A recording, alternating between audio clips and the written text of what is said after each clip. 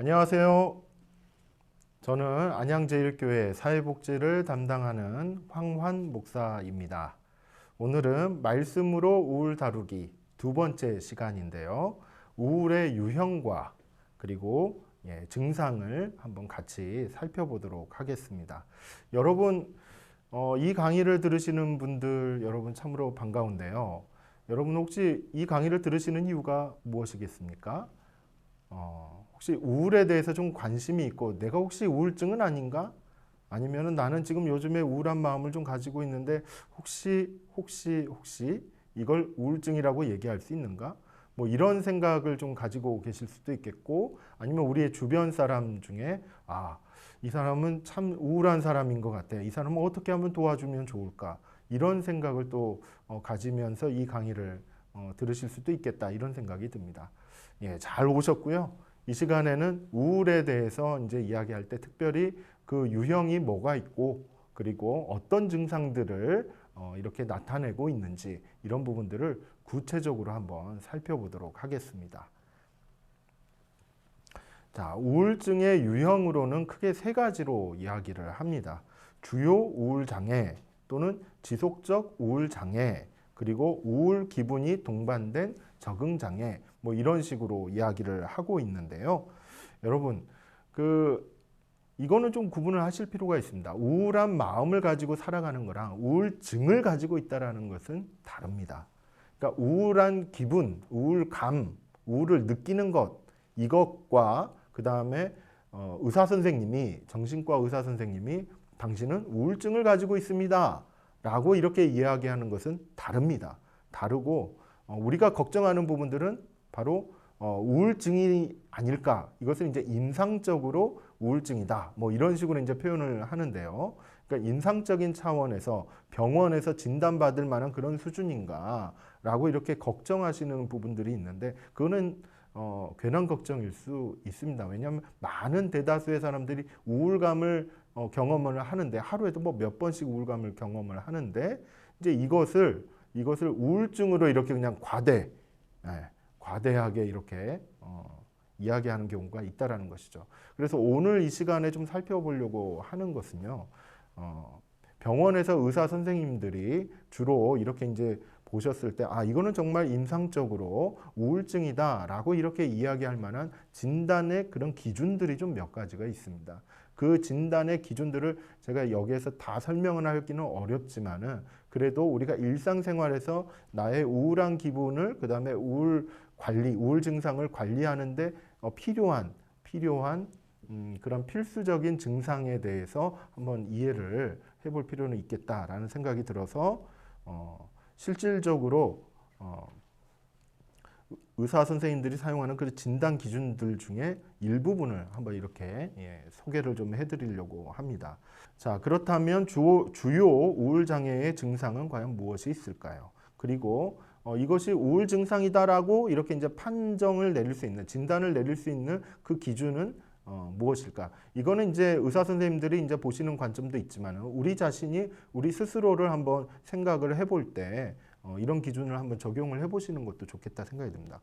첫 번째는 뭐냐면, 이게 이제 보여드리는 부분에 보시면은 1번부터 9번까지 이런 증상이 나오고 있는데요.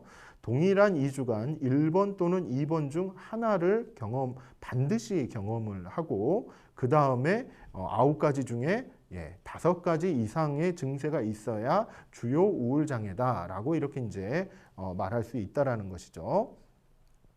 자, 여기에서 이제 1번 증상이 이제 무엇이냐면요, 우울하거나 슬픈 정서가 하루 종일 그리고 거의 매일 지속적으로 나타난다라는 그런 부분이 있고, 2번 증상은 뭐냐면요, 과거에 즐기던 활동에 대해서 관심이나 유쾌한 그런 기분들이 감소되었다, 이런 이제 증상이 나타나 있고, 그다음 3번 증상은 이제 뭐냐면요, 식이 조절을 하지 않는데도 불구하고 체중의 증가나 감소, 그 다음에 식욕의 감소 또는 증가, 이런 부분들이 나타난다라는 것이죠. 그 다음에 4번 증상은 불면 또는 과수면, 그러니까 잠을 너무 많이 잔다는 거예요. 그리고 잠을 너무 적게 잔다는 거죠. 그리고 잠을 잘 들지 못하거나 이런 부분들도 있습니다. 일종의 수면 장애를 겪고 있는 이런 사례를 얘기합니다. 그 다음에 5번 증상은 정신운동, 지체 또는 흥분 이렇게 얘기를 하는데요. 그러니까 심리적이고 인지적인 측면에서의 그런 지체 또는 흥분 상태 이런 부분들을 좀 얘기한다라고 보시면 되겠고요. 그 다음에 6번 같은 경우는 피로 및 에너지 상실 이렇게 이제 표현하는데 이거는 흔히 말하는 무기력증 또는 활력이 없는 것 이런 부분들하고도 좀 연결이 돼 있다 이렇게 보시면 되겠습니다. 7번 증상을 보시면은요, 무가치한 마음들, 그런 생각들이 든다거나, 그 다음에 부적절하거나 과도한 죄책감을 강하게 가지는 그런 경우, 이런 부분들을 우울증의 하나의 증상으로 이렇게 보고 있습니다. 그 다음에 8번 증상 같은 경우는 집중력이 이렇게 감소되는 그런 상태를 얘기하고, 의사결정이 좀 곤란한 그런 상태를 좀 얘기합니다. 그리고 이제 9번 증상은 이제 죽음에 대한 이제 생각을 자꾸 하게 된다든지 자살에 대한 생각이나 시도, 계획들을 이렇게 세우는 것 이런 것도 우울 증상의 하나로 이렇게 보고 있습니다. 그런데 주요 우울 장애라고 했지 않습니까? 이 장애라는 표현이 이제 붙게 되는 것은 뭐냐면은요, 바로 이와 같은 9가지 증상으로 인해서 많은 고통이 있거나 신체적으로나 아니면 심리적으로 많은 고통을 좀 느낀다거나 통증이죠. 통증을 느낀다거나 아니면 사회적으로나 아니면 직업상의 또는 학업적으로 그와 같은 부분에서 상당한 이제 손상 또는 손실 또는 이렇게 실적이 잘 나오지 않는 이런 것들을 좀 경험을 했다라고 한다면 이것을 장애라고 표현을 하는 것입니다. 그래서 우울 증상은 있지만은 이러한 뭐 사람을 만나고 일을 하고 하는 데 있어서 큰 어려움이 없다라면은 그거는 장애는 아닌 거예요. 장애는 아니고 그냥 우울 증상을 가지고 있는 거죠. 이제 이것을 이제 방치하게 되면 이제 좀 문제가 되는 것이다. 이렇게 이제 보시면 되겠고, 중요한 것은 이제 우울증, 즉 주요 우울 장애에 해당하는 그 증상들을 하나하나 이제 세부적으로 한번 좀 살펴볼 텐데요. 다시 한번 말씀을 드리지만은 이 9가지 증상이 동일한 2주 동안, 2주 동안 지속이 되느냐 안 되느냐, 2주 동안 얼마만큼 나타났느냐의 여부에 따라서 이게 임상적으로 이게 병으로 진단이 될 수도 있고 안 될 수도 있고 이런 부분들이 있다는 것입니다. 자, 그렇다면 이제 첫 번째 증상부터 한번 세부적으로 한번 살펴보겠습니다. 자, 우울 증상의 첫 번째 보시면은 우울하거나 슬픈 정서가 하루 종일 그리고 거의 매일 지속되는 그런 증상을 얘기하는데요. 여기에서 이제 우울하거나 슬픈 정서라고 했을 때 과연 어떤 것을 지금 얘기하고 있느냐라고 했을 때 기분이 우울한 것 이것을 우선적으로 좀 볼 수 있습니다. 그리고 슬픔이 있는 것. 근데 여기서 슬프다라는 이제 표현은 뭐냐면 그냥 슬픈 거예요. 특별하게 슬픈 일이 있어서 슬픈 것이 아니라 어떤 사건이 있어서 슬픈 것이 아니라 그냥 슬픈 거예요. 드라마를 보더라도 그렇게 뭐 슬픈 장면이 아닌데 그냥 눈물이 나오고 하는 이런 부분이 있을 수 있어요. 이것은 그냥 슬픈 그런 기분을 얘기하는 것이고요. 그 다음에 희망이 없는 것, 그 다음에 실망스러운 그런 기분들이 오랫동안 지속이 되는 것. 그러니까 어떤 사안을 두고 실망감을 느낄 수 있죠. 누군가가 어떤 말을 했을 때 또는 어떤 태도를 봤을 때 내 마음에 맞지 않으면은 그거는 실망감을 느낄 수 있습니다. 이런 것을 우울하다, 우울 증상이라고 얘기하지 않습니다. 그거는 그냥 실망감을 느끼고 있는 거죠. 그런데 이게 하루 종일 또는 거의 매일 이렇게 지속이 된다면 이거는 증상으로 보는 거예요. 질병과의 관련된, 정신질환과 관련된 그런 증상으로 보는 것입니다.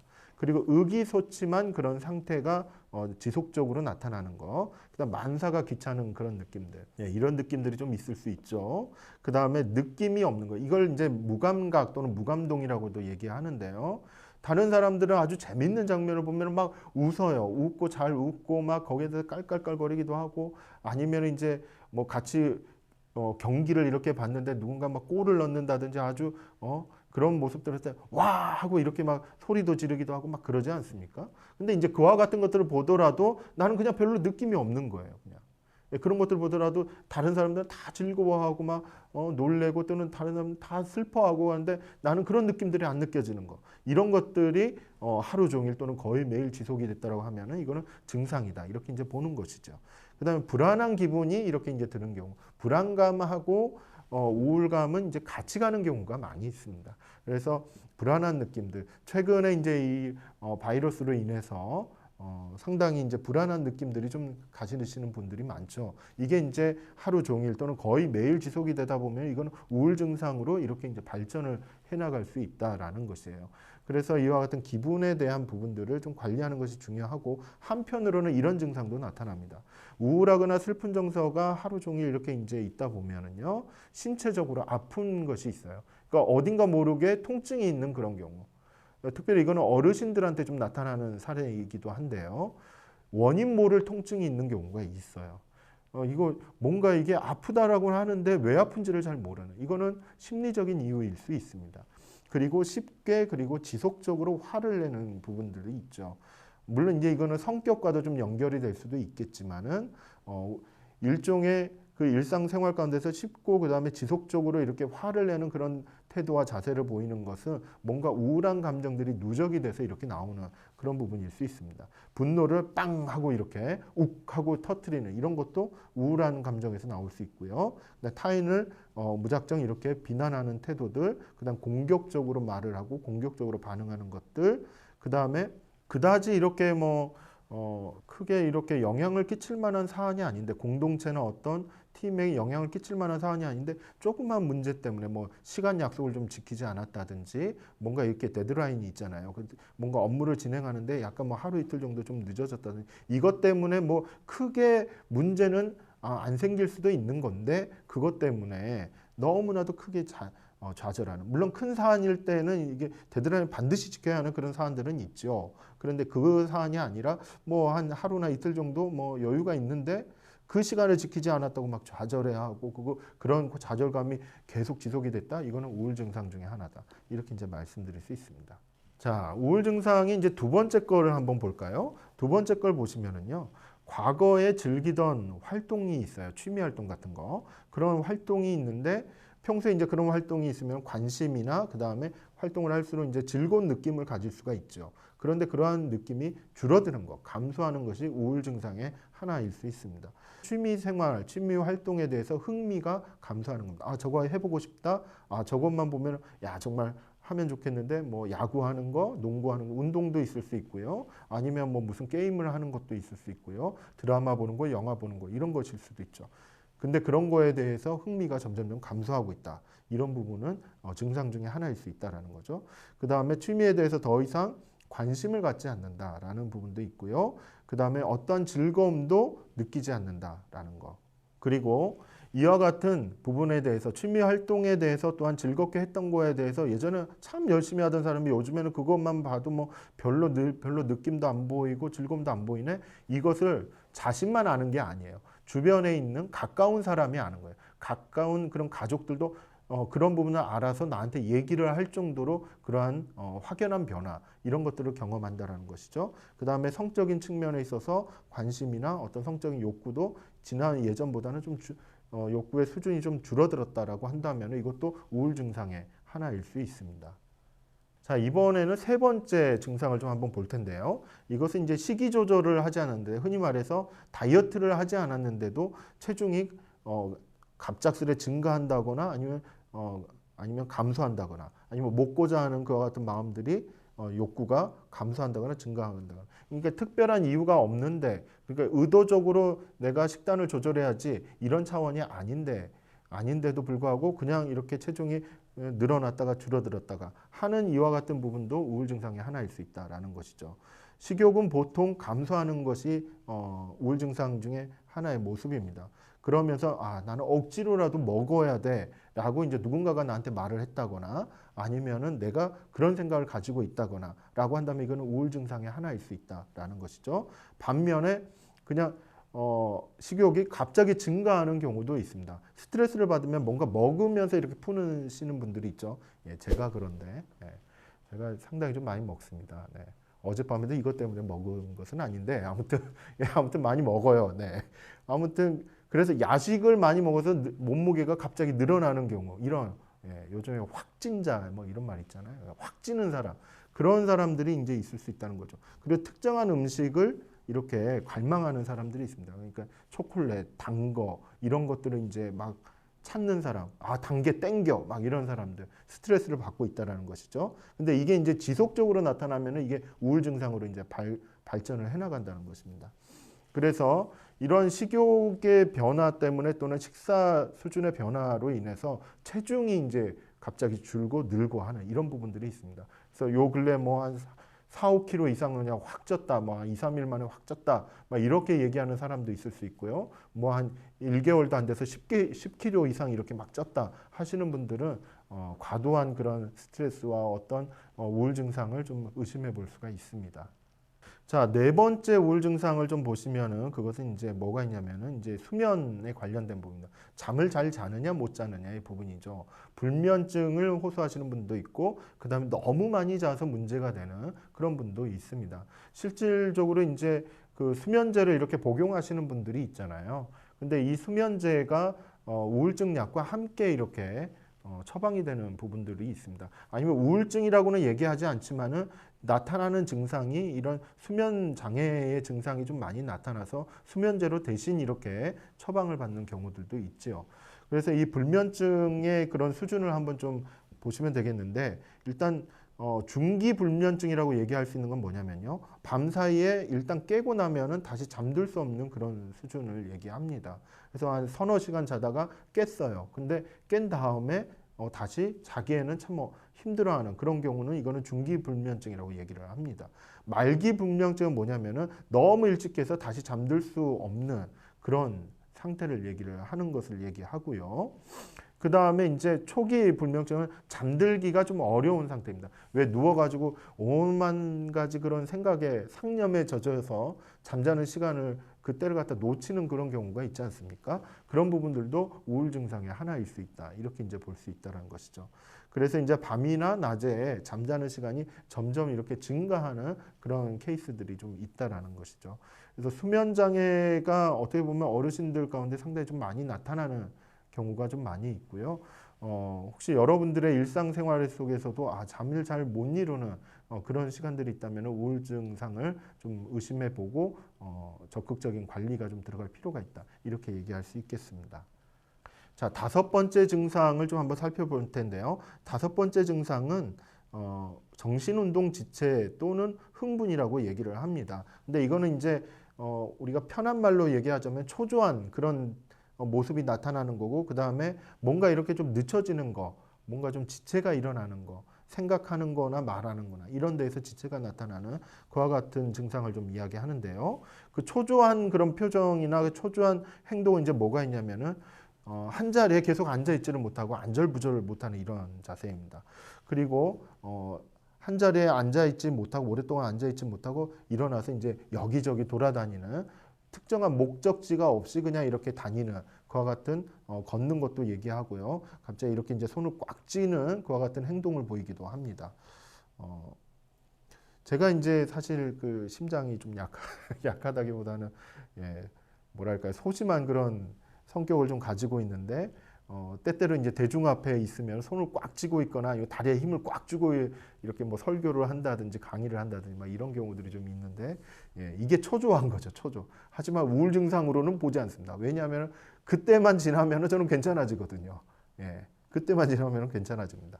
그렇기 때문에 이것을 우울 증상은 아닌데 이게 이제 초조한 증상이 평소에도 이렇게 지속적으로 나타난다라고 한다면 이거는 이제 증상의 하나로 볼 수 있다라는 것이죠. 그리고 이제 뭔가 다른 물건들을 잡아당기거나 아니면 막 이렇게 이제 손을 대고 막 이렇게 자꾸 만지작 하고 하는 이런 것도 초조함의 하나의 증상이다. 이렇게 볼 수 있습니다. 그리고 이제 지체가 이제 나타난다는 것인데요. 지체는 이제 뭘 의미하냐면은 말이라든지 생각한다든지 그리고 몸의 동작이 예전과 다르게 늦게 얘기를 한다는 것입니다. 평소에 말투는 좀 빠를 수 있어요. 적정한 수준일 수도 있고요. 말 참 잘한다 이랬던 사람이 어느 날 말하는 걸 봤을 때 뭔가 좀 말의 속도가 상당히 좀 늦고 뭔가 생각하는 것이 더 많아지는 것 같고 하는 그런 느낌을 가질 수 있습니다. 그리고 어떤 질문에 대해서 뭐 대답을 할 때 침묵하는 시간이 점점 길어진다라고 하면은 이것은 증상 뭔가 생각할 것이 많다라는 것이죠. 많다거나 아니면 생각이 잘 안 난다거나 이거는 이제 두뇌 회전이나 정신 운동 자체가 조금씩 늦춰지고 있다. 이런 것을 말하는 것이죠. 그리고 말의 그 어조라든지 그다음에 말의 음량이라고 해야죠. 크기라든지 그다음에 말하는 어떤 단어라든지 어떤 문장이라든지 이런 것들이 줄어드는 것이 우울 증상의 하나의 모습이라는 것입니다. 그러니까 말 소리가 좀 작다라는 거, 그 다음에 음조가 너무 낮게 이렇게 쭉 이어지는 듯한 그런 느낌도 있고, 그 다음에 말을 많이 하지 않고 너무 적게 말을 한다라든지, 그 다음에 말의 내용이 쓰는 단어의 수가 상당히 한정돼 있고, 이거는 이제 이런 증상일 수도 있어요. 예전에는 이게 다 기억났던 단어들이고 잘 얘기했던 그런 용어들인데 생각이 안 나요. 생각이. 그런 용어가 잘 생각이 안 나는 그런 경우들이 있습니다. 그리고 말 자체가 줄어들어서 아예 없는 그런 사례도 있죠. 이것은 이제 무엇을 말하냐면은 본인의 이제 그런 언어 능력이라든지 두뇌 활동이라든지 이런 것들이 상당히 좀 늦춰지고 있다, 늦어지고 있다 이런 것을 얘기할 수 있습니다. 이렇게 이제 초조한 행동이나 그 다음에 상대적으로 이렇게 좀 늦어지는 지체된 그런 행동들은 내 자신도 느낄 수 있지만은 근데 우울감이라든지 이런 것들로 인해서 내가 그런지는 잘 모를 수 있어요. 하지만 다른 사람은 느끼고 있는 거예요. 그러니까 다른 사람이 봐서 지금 갑자기 행동이 왜 저래? 그리고 갑자기는 아니더라도 왜 행동이 저렇게 변했지? 또는 왜 이렇게 늦어졌지? 왜 이렇게 말이 적어졌지? 이런 식의 이제 코멘트를 좀 듣게 된다면 내가 지금 우울한가? 이렇게 한번 좀 생각해 볼 수 있다라는 것이죠. 자, 6번째 증상을 좀 보시면은요. 피로 및 에너지 상실, 즉 활력의 감소를 좀 얘기합니다. 즉 에너지가 저하되고 피곤하고 나른한 그와 같은 상태를 좀 얘기하는데요. 이거는 특별히 신체적인 활동을 하지 않았어요. 운동도 하지 않았어요. 그런데도 불구하고 계속 만성 피로라고 얘기하죠. 그런 피로감을 계속 이렇게 호소하는 그런 사례입니다. 그리고 평소에 이제 내가 일하는 태도나 일하는 속도나 이런 것들을 봤을 때 아주 작은 일에도 상당히 좀 노력을 하고 있다라고 이렇게 생각하는 그런 느낌인 거예요. 그래서 실질적으로 일을 하고 뭐 과제를 하고 또는 어딘가로 이동하고 하는 데 있어서 시간이 많이 걸려요. 그렇기 때문에 작업의 효율성이 많이 떨어지고 감소하는 이런 부분이 있습니다. 예전 같으면 막 2가지, 3가지를 갖다 이렇게 한꺼번에 막 일들을 막 열심히 해가지고 일주일 내에 다 끝내놓고 막 있었는데 일주일이 돼도 1가지 일을 갖다 마무리하기도 참 어려움. 뭐 이와 같은 사례들 뭐 이런 부분이 있어요. 동일한 일을 한다고 했을 때 말입니다. 예를 들자면은 아침에 씻고 옷 입고 하는 것도 너무 피곤하고 피로한 거예요. 그래서 보통 때보다 2배나 힘이 든다라는 그와 같은 느낌이 들 정도로 그리고 늘 불평을 하는 그와 같은 모습이 있다라고 했을 때 이거는 활력이 많이 감소되고 그 다음에 무기력한 그런 모습들이 많이 있다 이렇게 이제 말씀드릴 수 있겠습니다. 이것은 이와 같은 태도가 혹시 증상들이 나타난다면 이것도 우울의 하나일까 이렇게 이제 보시면 돼요. 근데 아까도 이제 다시 한번 말씀드리지만은 2주 이상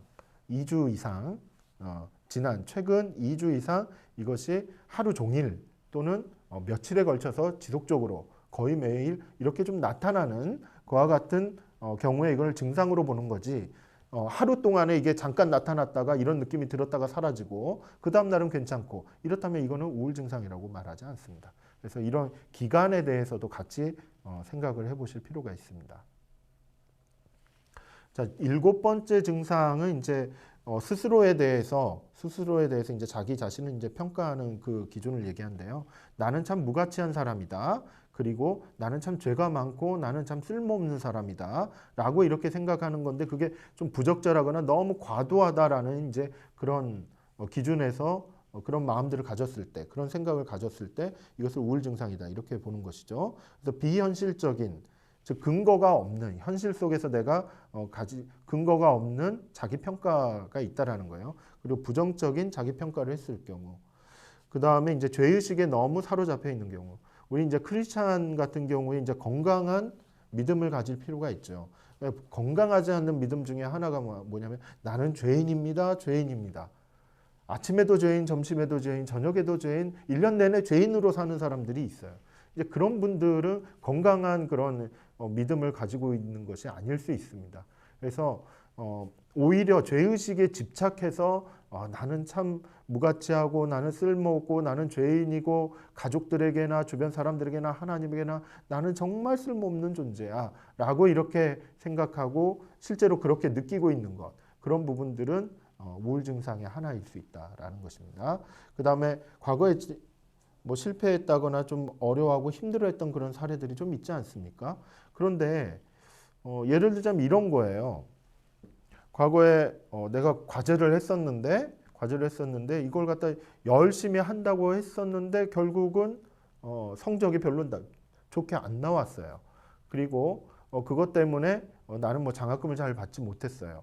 근데 이게 이제 과거의 어떤 하나의 실패죠. 근데 이제 이러한 실패가 나중에 뭐 2년 뒤, 3년 뒤, 5년 뒤, 10년 뒤에도 자꾸 이제 생각이 나는 거예요. 그것 때문에 내가 이 과정을 제대로 맞추지 못했다. 너무 힘들었다. 너무 고생했다. 뭐 이런 것부터 시작을 해서 아우 나는 정말 그때 아무것도 아니었어. 나는 잘할 수 있었는데 너무너무 못했어. 뭐 이런 식으로 이제 정리를 하면서 그러면서 나는 그때 그랬지가 아니라 지금도 그것 때문에 나는 지금 너무 힘들어. 나는 지금 너무 쓸모가 없어. 뭐 이런 식으로 생각하는 거.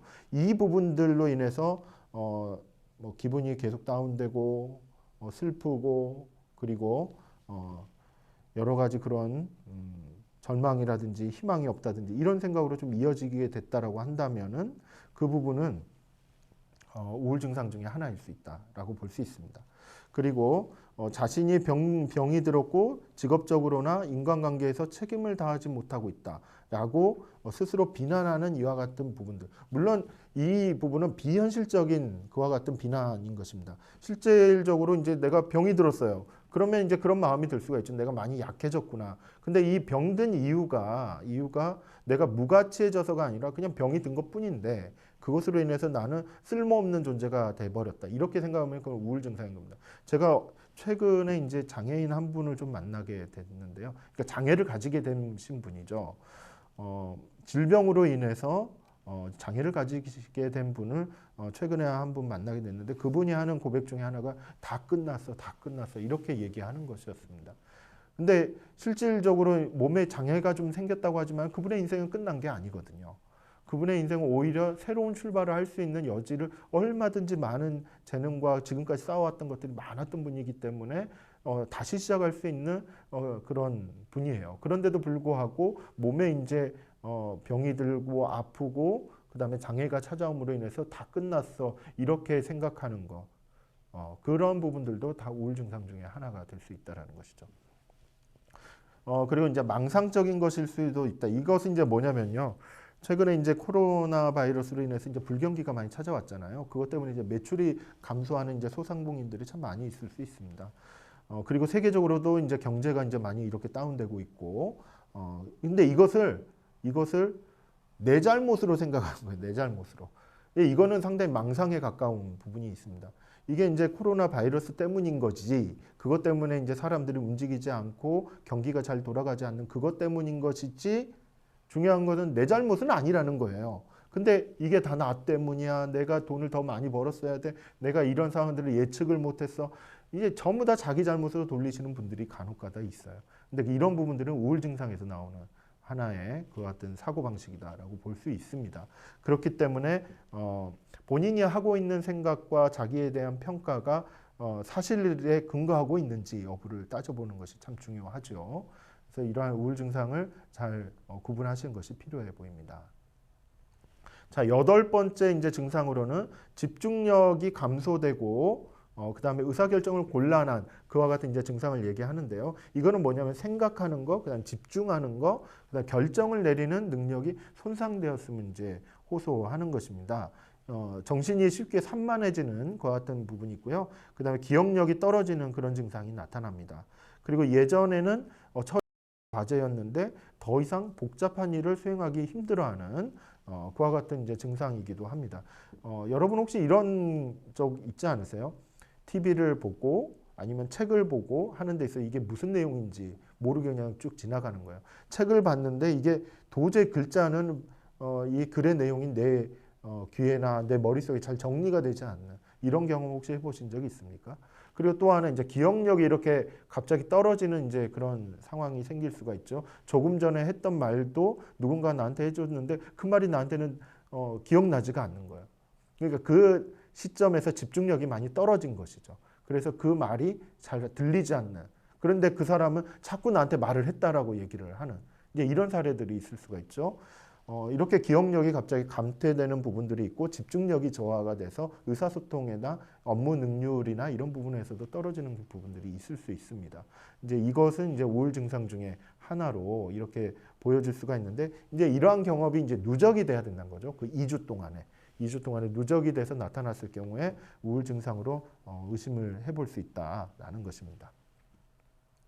자, 마지막 9번째 그런 증상을 보시면은 죽음에 대한 생각이나 자살에 대한 생각, 시도, 계획 뭐 이런 부분들은 얘기하는데요. 우울 증상을 가지신 분들은 이런 죽음에 대한 것, 자살에 대한 것들을 많이 생각하게 됩니다. 이런 거죠. 만일 내가 죽는다면은 오히려 내 가족이나 다른 사람이 더 잘 될 수 있을 거야. 내가 여기서 빨리 사라지는 게 더 좋아. 뭐 이런 식의 생각을 가지는 거, 이런 부분들이 우울 증상에서 나오는 생각일 수 있다라는 것이죠. 이러한 생각들이 순간적으로 한 1, 2분에 걸쳐서 잠깐 이렇게, 잠깐도 아니에요. 따지고 보면 1, 2분이면 상당히 긴 시간일 수 있습니다. 그것도 순간적이거나 아니면 반복적으로 일주일에 한 번이나 두 번 정도 그런 생각이 들었다라고 한다면은 이거는 우울 증상 중에 하나일 수 있다. 라고 이렇게 이제 말할 수 있는 것이죠. 자살 시도에 대해서 그렇게 생각을 하는 거, 그 다음에 실질적으로 자살 도구를 뭘로 쓸까, 뭐 이런 것들, 그 다음에 어느 시기에 어디에 가서 어떤 방식으로 자살을 시도해 볼까, 이런 계획들, 이런 것들까지도 다 우울 증상의 하나로 이렇게 보실 수 있고요. 혹시라도 본인이나 아니면은 주변에 이와 같은 증상을 보이는 그런 분이 있다라고 한다면은 빨리 찾아가셔야 됩니다. 상담을 만나시든지 우리 주변에 자살예방센터가 많이 있거든요. 거기에 연락을 하셔서 그 예방 조치를 반드시 하셔야 됩니다. 그 부분은 상당히 이거는 생명과도 직결되는 부분이기 때문에 다른 1번부터 8번까지의 증상이 잘 나타나지 않는다 하더라도 이 9번 증상이 나타났다라고 한다면은 여기에 대해서 심각하게 생각하고 그 자살예방센터를 찾아가시는 것이 오히려 더 낫습니다. 네. 자, 지금까지 그 주요 우울장애, 주요 우울증의 9가지의 증상에 대해서 이렇게 좀 살펴보았는데요. 보시다시피 그 증상들을 이렇게 쭉 보시면은 생각에 대한 증상도 있고 몸에 대한 증상도 있어요. 그리고 행동하는 태도에 대한 증상, 말하는 거에 대한 증상이 많이 나타나 있죠. 그러니까 우울이라는 것은 우울증이라고 얘기했을 때 이거는 단순히 기분 문제가 아니에요. 기분 문제가 아니고 몸에서도 나타나고 행동에서도 나타나고 사고 방식이나 생각하는 능력이나 집중력 이런 데서 종합적으로 나타나는 거예요. 그래서 본인의 우울증이나 우울 그런 상태를 평가를 하고 이렇게 이제 점검을 하신다고 했을 때 종합적으로 보시는 것이 필요합니다. 그리고 우울장애라고 했을 때, 주요 우울장애라고 했을 때 부수적으로 나타나는 증상들이 있는데요. 이것은 이제 울기를 잘하는 거예요. 그냥 별로 울 수 있는 상황이 아닌데도 그냥 눈물이 나는 그런 부분들. 그 다음에 기분이 너무 과민해 있어서 이게 수시로 너무 예민하게 반응을 보이는 그런 상황들. 그리고 너무 생각이 기는 상황들. 그 다음에 과거에 있어서 너무 이제 강박적으로 이렇게 한다는 건데 선이 너무 분명해가지고 왜 이런 거 있죠?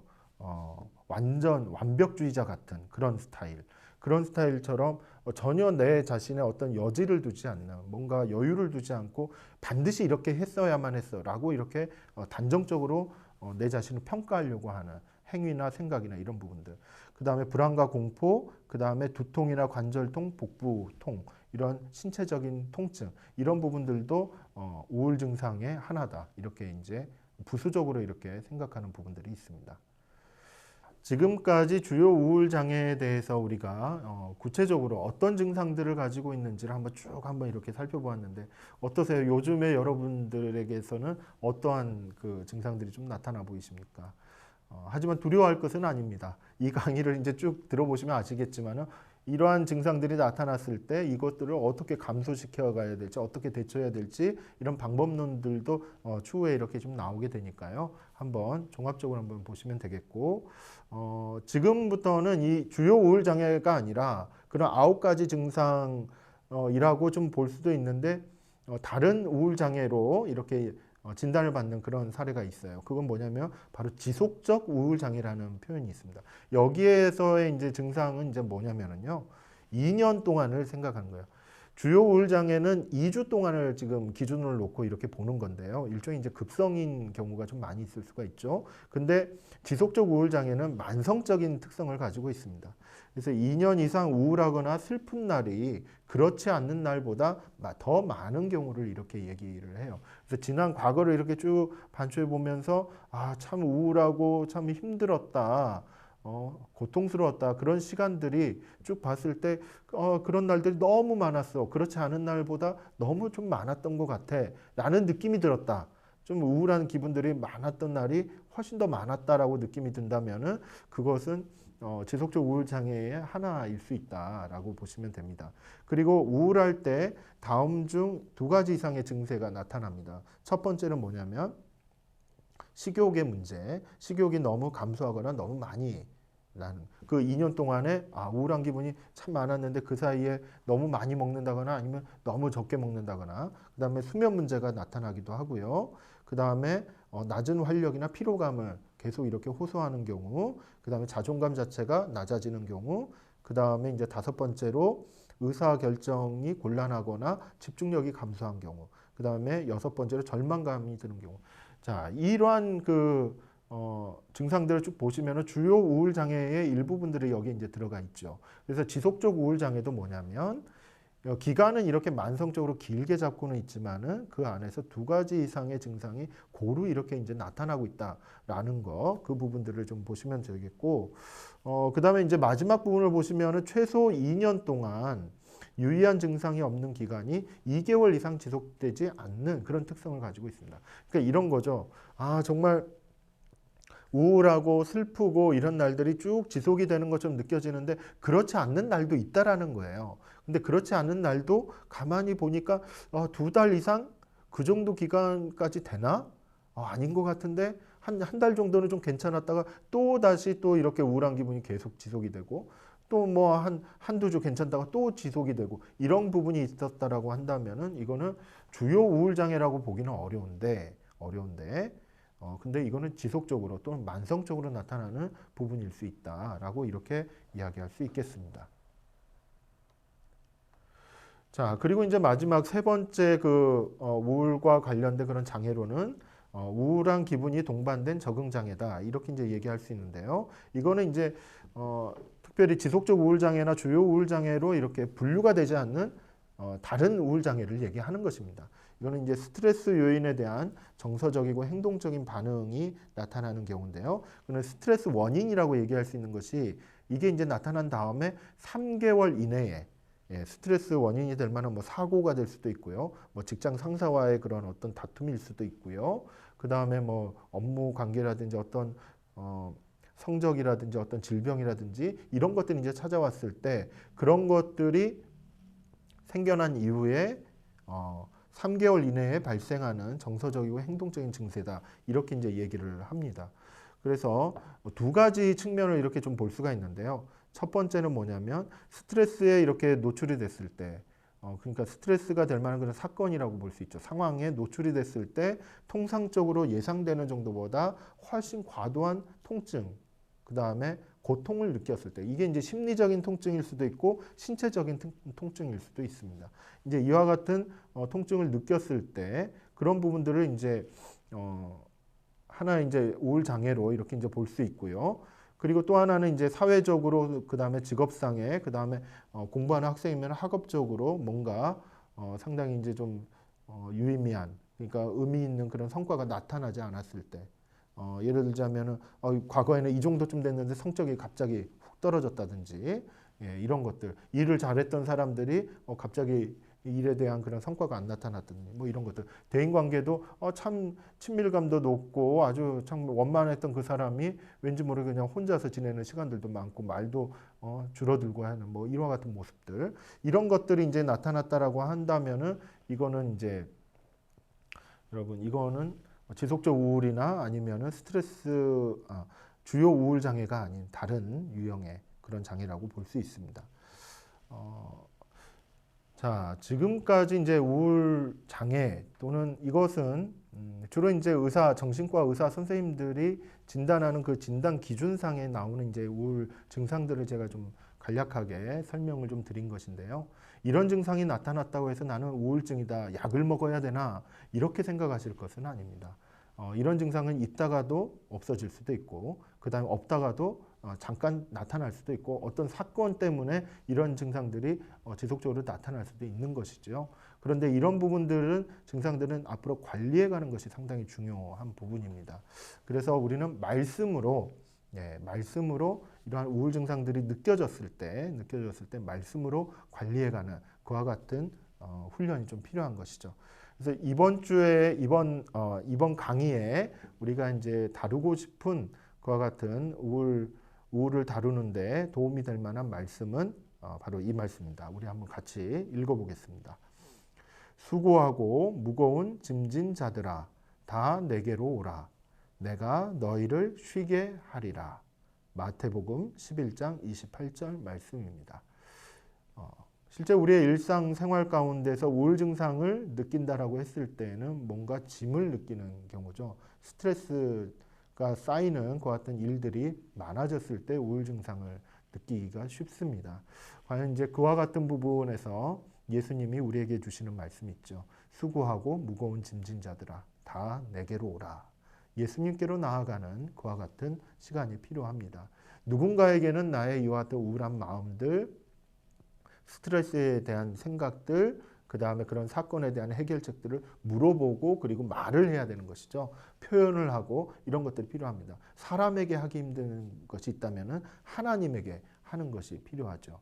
그래서 하나님께 찾아가서 나는 지금 수고하고 무거운 짐을 지었습니다.